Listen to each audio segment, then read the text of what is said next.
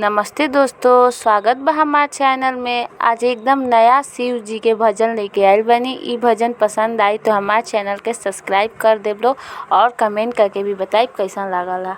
मारो में रूसल बाड़े गौरा जी के सोइया हो, मारो में रूसल बाड़े गौरा जी के सोइया हो।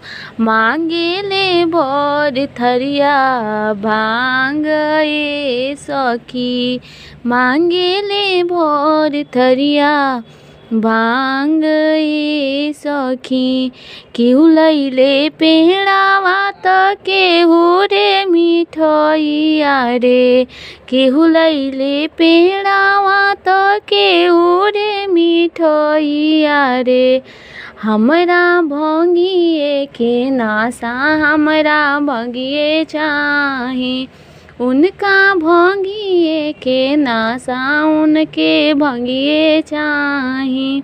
मारो में रूसल बाड़े गौरा जी के सोइया हो, मारो में रूसल बाड़े गौरा जी के सोइया हो।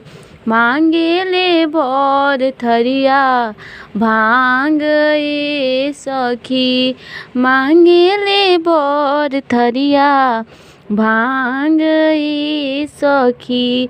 केहू लैले दूधावा त केहू रे दहिया रे, केहू लैले दूधावा त केहू रे दहिया रे।